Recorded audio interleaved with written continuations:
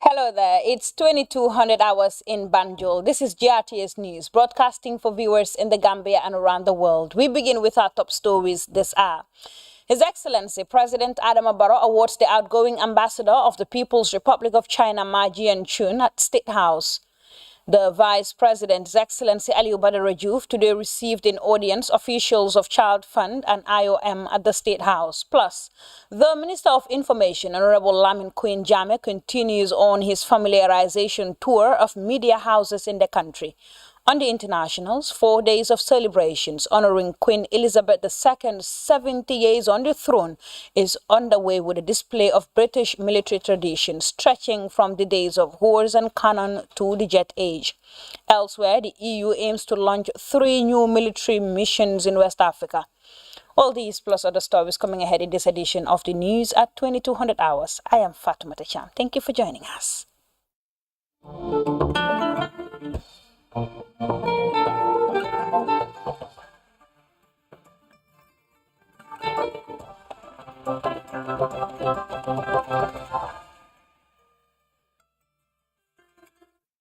Many thanks for joining GRTS News at 2200 hours. His Excellency President Adama Barrow today awarded the outgoing ambassador of the People's Republic of China, Ma Jianchun, the award of insignia at the ceremony attended by senior government officials at the State House. The award is in recognition of the ambassador's work in strengthening bilateral relations between Banjul and Beijing. Fatu Elika Mulushi has more details in this report.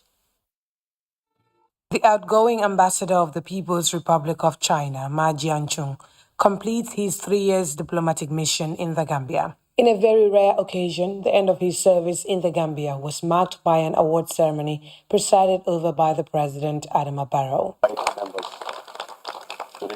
The Minister of Foreign Affairs recalls the immense contribution of the Chinese government, which the outgoing ambassador is the plenipotentiary of in the Gambia. From the area of health, notably in the COVID-19 pandemic, to training programs and scholarships, agriculture, and infrastructural projects by the construction of International Conference Center and the Trans-Gambia Bridge, the outgoing ambassador's role in strengthening the bilateral relations of these two countries, the minister says, is commendable. We also appreciate the role His Excellency, the ambassador, has played in building people-to-people ties. Through his efforts, the Gambia has become a host to Chinese nationals and businesses in a venture contributes to employment, skills transfer, and domestic revenue mobilization. The economic major started his diplomatic career in 1985 and rose through the ranks. He recalls his days in the Gambia and how this insignia award will serve as a motivation in fostering stronger bonds. The honor is not only for myself, but also for all my colleagues who is serving or who has served in Chinese embassy in the Gambia since the year 2016. The staff of the Chinese embassy and our colleagues at home will keep on implementing the consensus reached by President Xi Jinping and President Adama Barrow. On the basis of achievement made so far, we will keep on promoting multifaceted cooperation, adhering to the principle of sincerity, real results, affinity, and good faith. Ambassador Ma has been hailed for his relentless efforts in increasing trade volumes and forging strong cooperations in different sectors, which made him worthy of a national decoration. The outgoing ambassador posed that the gesture certainly marks the highlight of his diplomatic journey, and he shall continue to remember the people of the Gambia as well as the hospitality accorded him and his people. Thank you very much. Thank you so much. The president hosted the outgoing ambassador to reception, attended by senior government officials as they bade Ambassador Ma farewell. For GRT's News, Fatih Elika Maloshi. Meanwhile, the Vice President, His Excellency Aliu Badara Diouf, today received in audience officials of Child Fund and IOM at the State House. And as Fatu Elika Mulusha reports, the heads of the institutions furnished the Vice President about their activities and programs for the country.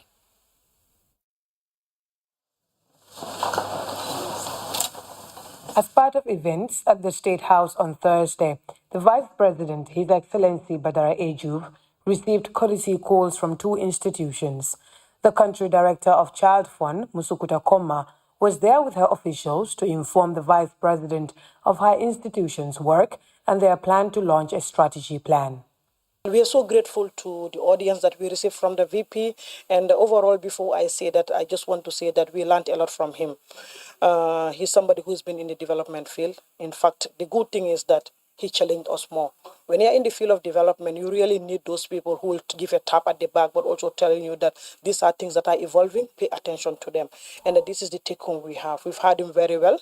We appreciate his support, but also we appreciate the feedback he gave us. What is most interesting in this strategic plan, which is 5 years, it's that we really went through and we engage as many stakeholders as possible to ensure that this plan is in line with the various ministries and the departments' strategic plan and the policies. The plan touches on all aspects ranging from new education systems, health, agriculture, and TVET to ensure children have a robust growth mechanism in various sectors. The morning engagements at the VP was climaxed by the International Organization for Migration, IOM. The IOM Chief of Mission, Fumiko Nagano, said it is an honor to remind the Vice President about the work of the migration body and their plans to solidify engagements in the coming years. We had an excellent meeting with the Vice President. We covered a range of topics, including the importance of migration in national development planning, mainstreaming migration into the National Development Plan, and how migration is related. It's a multi-sectoral topic that's also related regionally and continentally and internationally. She also highlighted that the VP is receptive to their activities and they look forward to greater plans. For GRT's News, Fatih Elika Maloshi. Now, the Minister of Trade, Industry, Regional Integration and Employment on Wednesday inaugurated the Gambia-German Advisory Center for Jobs, Training and Integration. The multi-million-dollar complex built by the German Development Corporation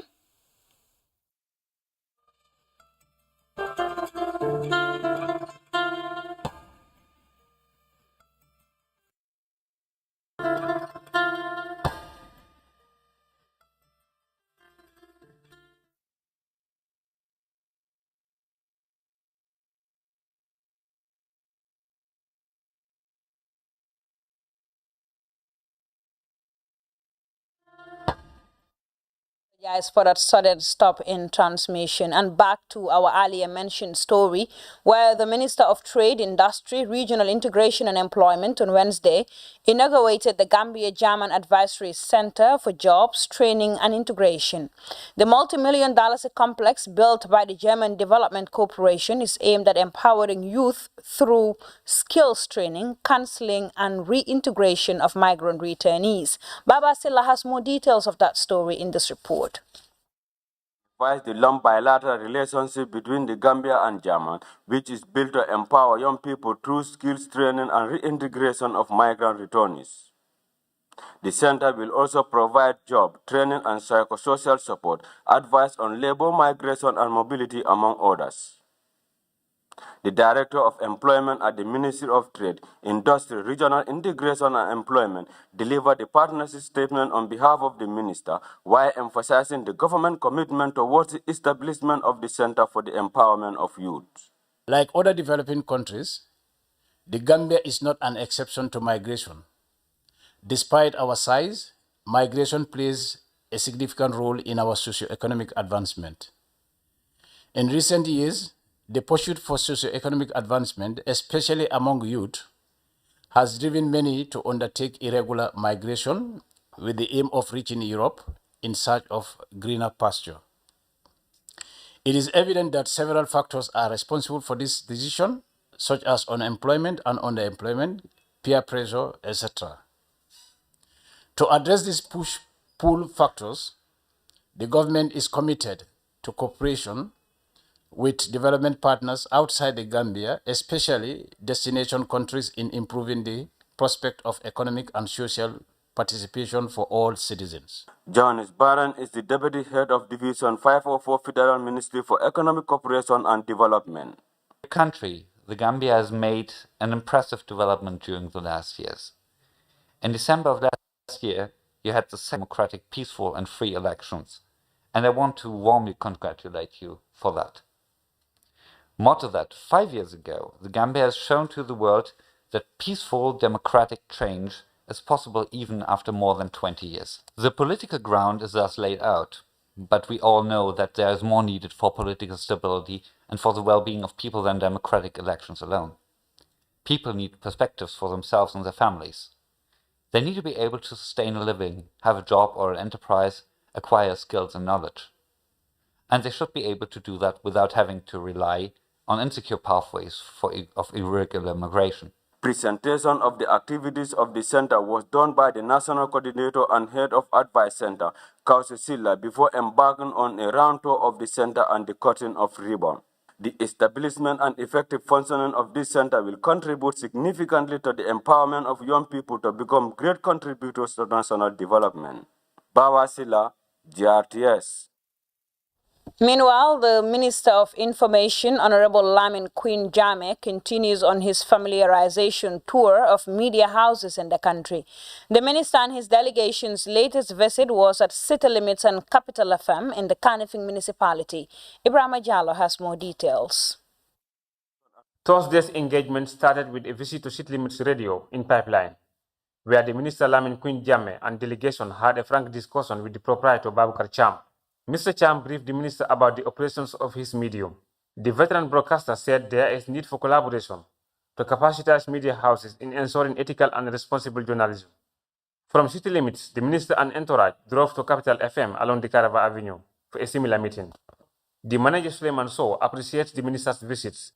He also called on the government to support private radio stations. The minister said his assessment of the media houses he visited so far have been impressive. Impressed, not only with the conversation, the discussion that we had with them, but also with the physical environment in which they operate as media houses. They are well ventilated, well lit, and this is what is expected, really. The engagement in the discussion of the stance of government and the partnership that we are calling for between the media, private as well as the public, is so coming up very well. We are, for example, trying to encourage all media houses in the Gambia to link up with the GRTS during news time. He, however, said there is need for improvement and that his ministry will work with stakeholders to provide the needed support. There are great opportunities for improvement. We have already at the level of the ministry taken up to devising a program in which the Media Council will be involved.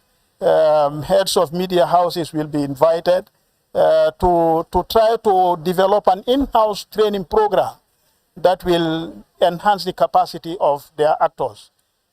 Quite often they complain about capacity.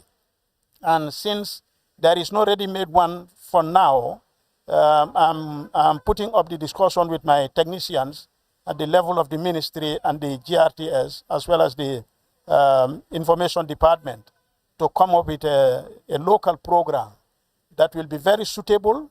The tour continues to other media outlets across the country. Ibrahima Jallo, GRTS News. Now, the Minister of Agriculture, Demba Sabali, today presided over the launch and handing over of certified seeds to the Department of Agriculture.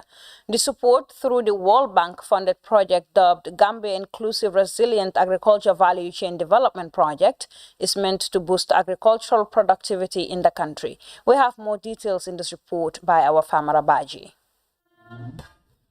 This initiative is aimed at supporting the farmers to timely access certified seeds of improved varieties and reduce the cost of purchase and reliability of seeds. This support could be a boost for the farmers ahead of the farming season.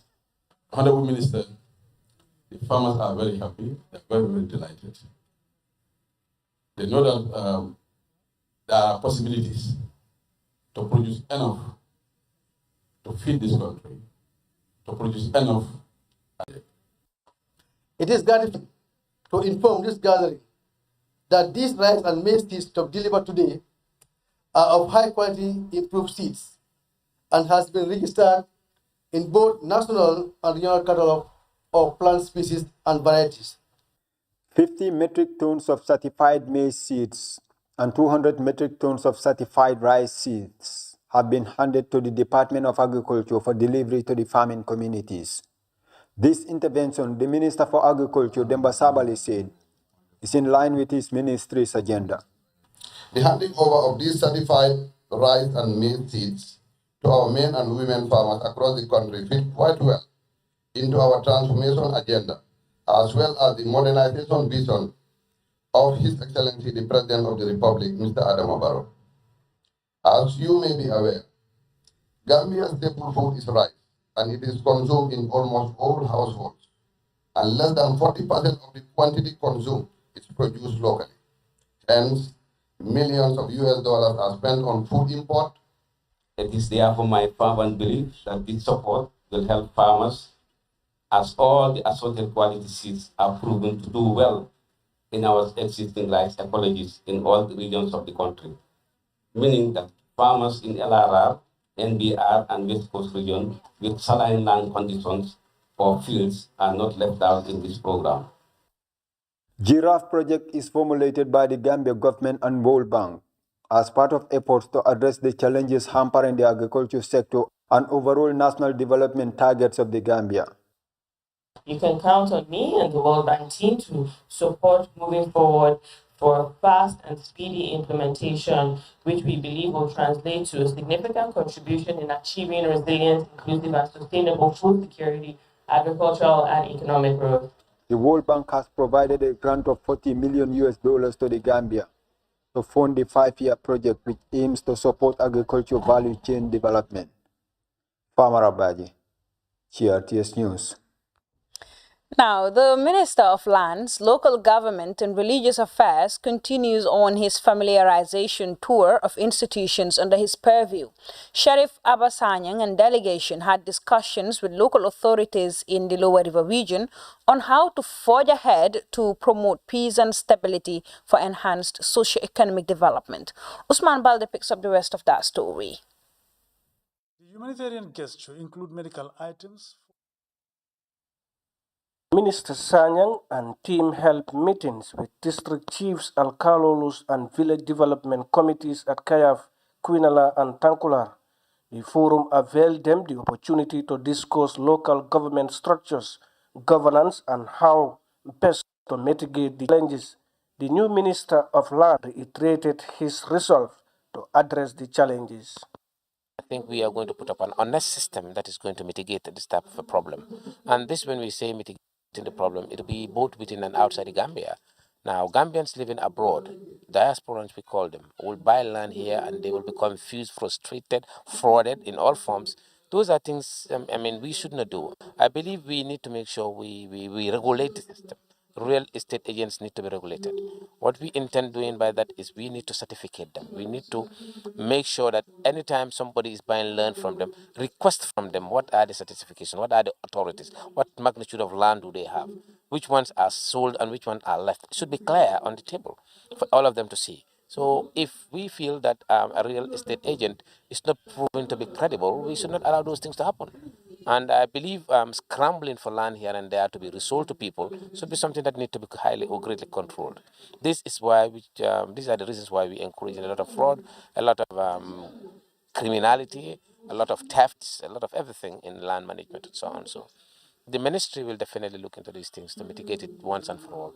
And it has not to be a slow process. We are going to face it right on and there to make sure we solve the problem once and for all. Chief Ansumana Sanyang of Kiang East and Alhaji Cherno Sane Alcalo of Kaya both outlined challenges they are facing, especially in the area of lands, among other issues, calling on the minister to address the problems. Directors of various departments and the Ministry of Lands also took turns to share the roles and responsibilities of various units under the ministry. Fatou Jiba, the Director of Community Development, spoke at length on the roles of VDCs and alcalos, while urging the need to respect each other's responsibilities. But of recent, we have seen some VDCs challenging the authorities of the village alkali, even proposing for removal of alkali or reinstating alkalis. They don't have that power. If you read the section or the provision in the Local Government Act, none of that is their responsibility. They are there to coordinate development work in the community and again help the alcalo in maintaining peace and stability in wherever they are. So coming up with new responsibilities which we don't know where they got those powers is an alarming issue. That's why as a ministry we first of all discussed under each department what are those salient issues that we need to send clear messages so that we maintain peace and stability in this country. And as far as DCD is concerned, yes, VDCs are not under our department, but we are responsible for building the capacity or strengthening the capacity of these decentralized structures. The Director of Governance, Mr. David Gomez, also spoke on the importance of badge messengers, saying that they are equally vital as any other government employee. I have the opportunity to remind the chiefs that the badge messengers are employees of government. They are civil servants and they have to be treated as civil servants. Badge messengers, there are standard procedures. The GO clearly spells it out. Chiefs cannot just get up at their own peril and then attempt to dismiss or terminate the service or services of a badge messenger. In so doing, they have to go through the normal procedures as enshrined in the general orders of the Republic of the Gambia. In addition to that, once again, badge messengers, since we took off on this tour, we have been closely monitoring their uniforms, and we are not in the least satisfied with both the style and, in some cases, no uniforms at all. So as a government, the complaint came, we have had their plea, we have had their cry in respect to this issuance or provision of uniforms. As a government, we will sit down when we get back to our offices, we'll carefully look into the issue, and I can assure you that they will be adequately provided with uniforms.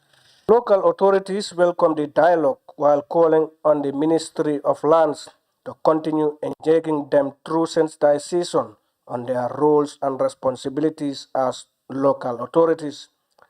Usman Balde, GRTS News.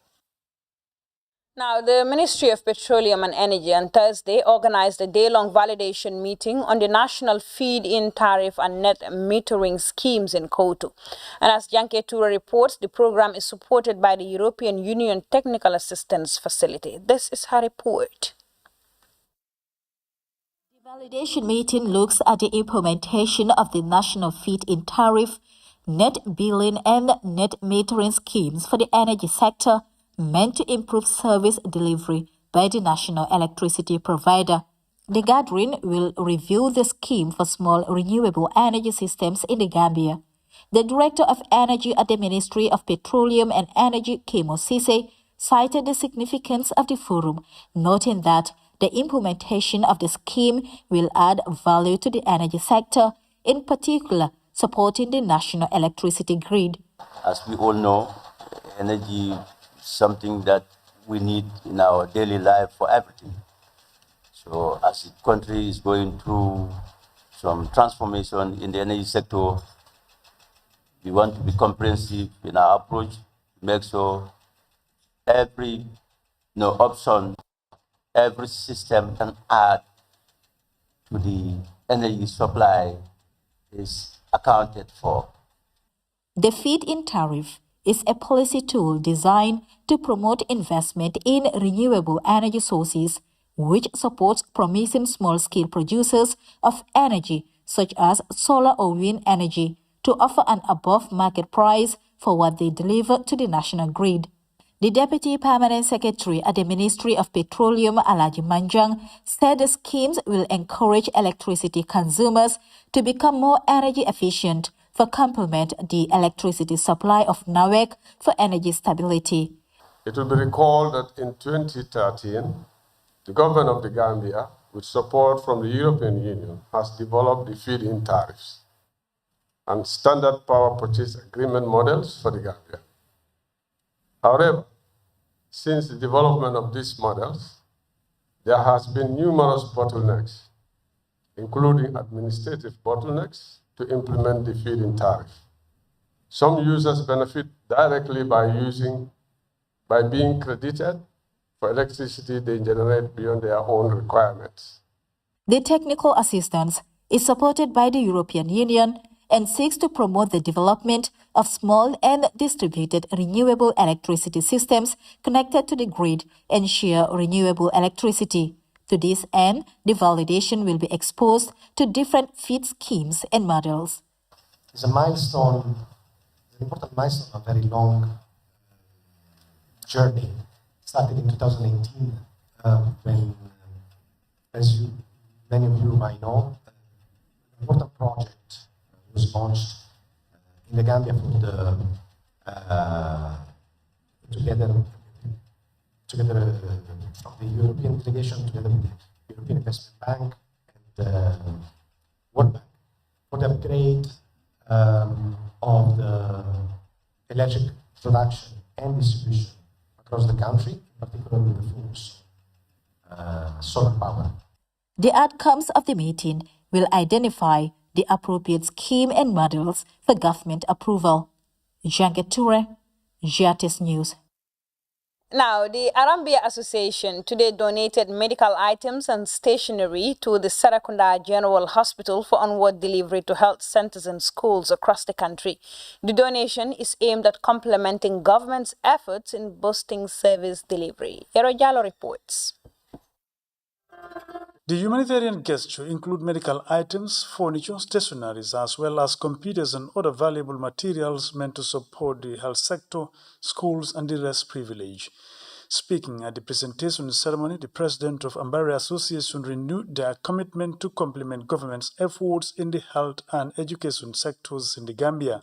The proprietor of Star GSM, Lamin Kaba, hailed the Ambari Association for their support to the schools and health sector in the Gambia, noting that it will go a long way in enhancing service delivery across the region. Mr. Kaba said the items donated are meant for onward delivery to other health centers across the region. Na council member siri Madrid Sebo Drame wala be tama wala Spain banko kam pour ka mol sambana na foundation na Carola. So nataje kabrinta ta Spain nga faire ke no pour ka ñini mit na council pour ka dia moy pour at least mol men si Gambia jata kende makweno. The administrator of Serekunda General Hospital, Babukar Sen, thanked Arambia for their support, noting that the gesture is not the first of its kind. This time around, they came in fact in a bigger way. As you can see, these are very, very valuable hospital equipment, drugs and supplies, and for which we are very grateful as an institution. One of the equipment that we have down there, the colposcopy machine, is something that we have been looking for a long time. Thank God now that we have it. It means that the women coming to our gynae clinic for cervical cancer screening now would have the right equipment to take care of their problems. The Vice Principal of Mindao Opa and Senior Secondary School, Kumba Konjira, and the Deputy Permanent Secretary at the Ministry of Agriculture, Bintu Gazama, both thanked the donors for the support. To the philanthropists, that is the Henrique Arambia. We say thank you, a big thank you on behalf of Mindao staffs and students. We are saying a big thank you to you. These computers, the materials, even the pencil that you think is small, will be beneficiary in the schools. The government cannot do everything, but if we all contribute in our little way to whatever government is doing, we will really complement government's efforts. So it has to come from the citizens, it has to come from the NGOs, and it's coming from the international donors if they are doing it, the international partners. Why not us who are directly benefiting? Aliou Toure from the Department of Social Welfare Disability Unit said the support will help amputees regain confidence during their rehabilitation period. For GRTS News, this is Sero Jallo reporting.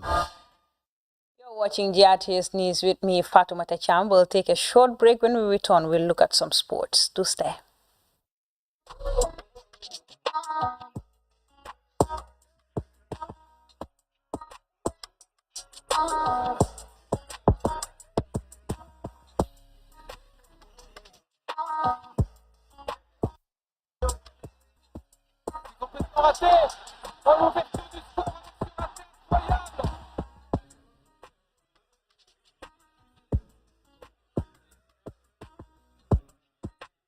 You're ready for the challenge.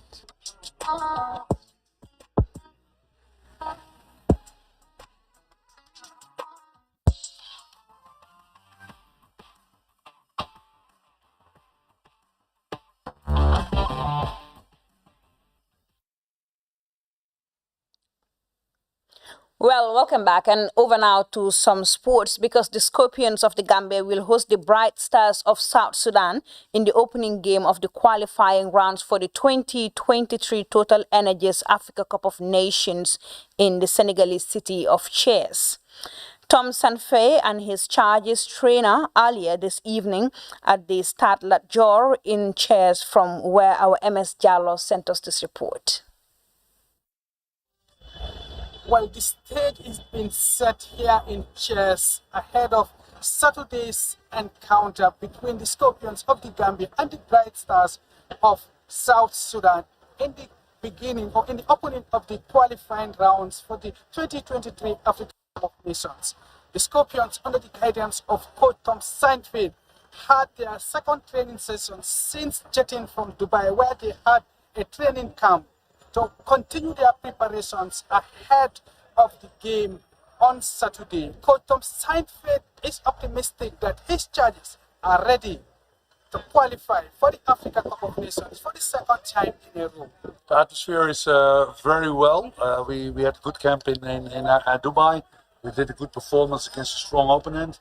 It was a long travel to come here, but now the team is complete. We have 24 players. Today was the first training with everyone on board. And we are training a little bit tactically, but we know the qualities of South Sudan. Can't underestimate it. It's a very motivated, positive, aggressive team, hard running and a lot of pressure. They lost only 1-0 from Burkina Faso, from Malawi in the previous qualifications. So it won't be an easy task, but I think we will be ready on Saturday. He, however, is not taking South Sudan for granted, knowing how the government of South Sudan have invested in their national team over the years. Last Africa Cup, the improvement South Sudan make is impressive. They invest a lot of money. Their government is putting a lot of money in the team. You see that on the branding of clothes. They have top brand as Macron. They have a lot of training camps.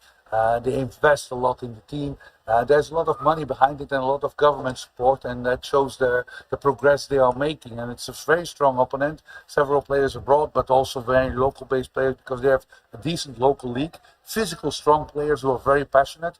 And let's see, we are a little bit like Algeria, Morocco, and Tunisia when we played them. And now South Sudan is Gambia, and we know that these big countries had problems with us. So we have to be very careful not to have problems with them, because they are no little mouses anymore in football. They are strong, and if we don't take this game serious, we could lose points, and that would be unacceptable.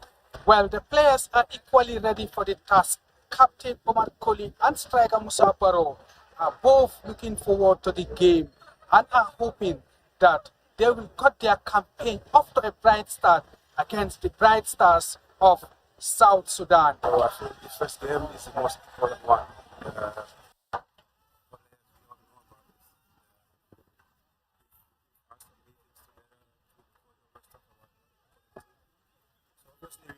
Importance of this game, we are prepared. We had 2 trainings here, and then it all went fine. So I think we are all motivated. So everyone is ready and looking forward to the game. Wanna have 3 points the first one. Training good, the atmosphere is good, so we're looking forward to the game.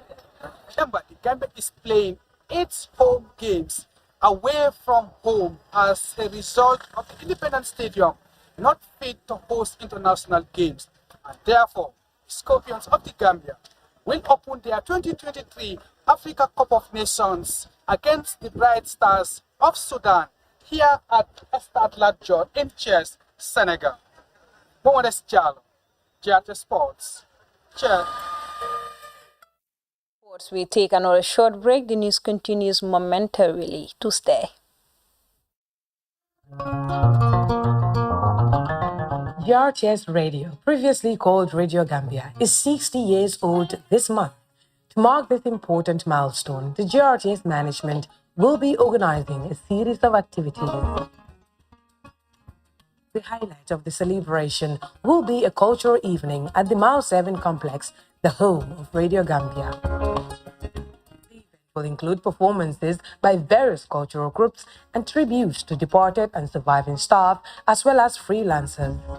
GRTS's faithful listeners from various parts of the country are invited to participate in this historic event.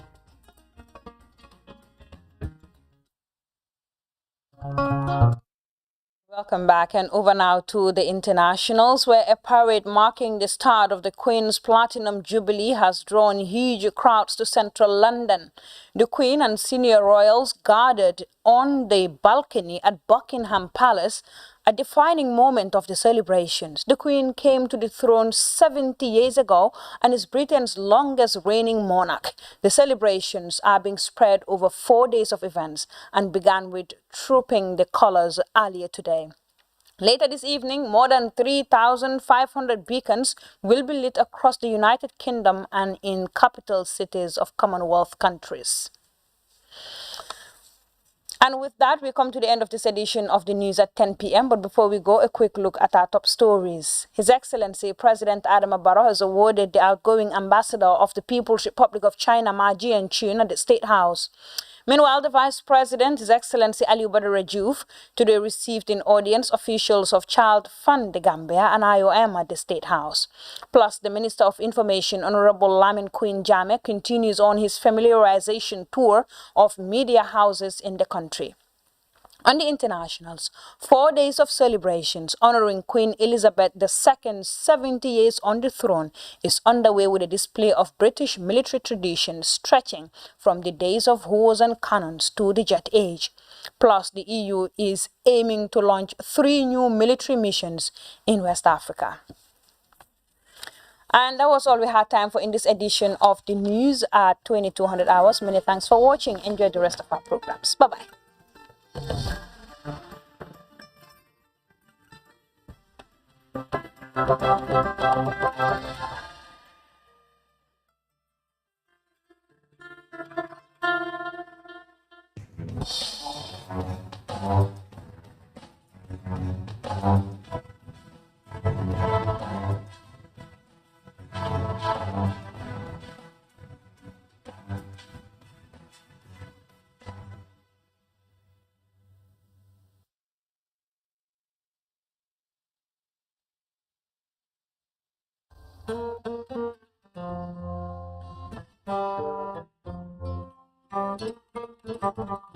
The Gambia.